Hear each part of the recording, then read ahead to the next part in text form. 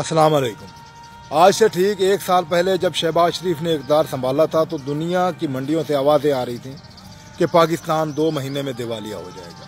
उस वक्त पाकिस्तान में भी एक मंडी लगाई गई थी जिसका नाम था तहरीक इंसाफ। वो भी अपने हर जलसे जुलूस में टीवी टॉक शोज पर यही कह रहे थे कि 1.5 से 2 महीने में मुल्क दिवालिया हो जाए, और इतनी गारंटियों से कह रहे थे जैसे मुल्क को दिवालिया करने के दहाने पर लाकर खड़ा कर गए।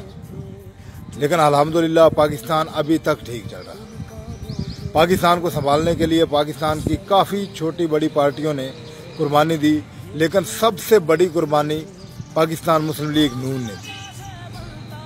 सियासत की बजाय रियासत को बचाना मुनासिब समझा, और खान साहब को आज जल्दी भी इलेक्शन की इसी वजह से है कि जिस तरह पाकिस्तान बेहतरी की तरफ जा रहा है, शहबाज शरीफ ने अगर अगले 2-4 महीने में पाकिस्तान की मैशत को मज़ीद बेहतर कर लिया तो तहरीक इंसाफ का नामो निशान पाकिस्तान में नहीं रहेगा। अल्लाह पाक पाकिस्तान मुस्लिम लीग नून और बाकी तमाम पार्टियों को हिम्मत दें ताकि वो पाकिस्तान को 2015-16 वाला पाकिस्तान बनाए।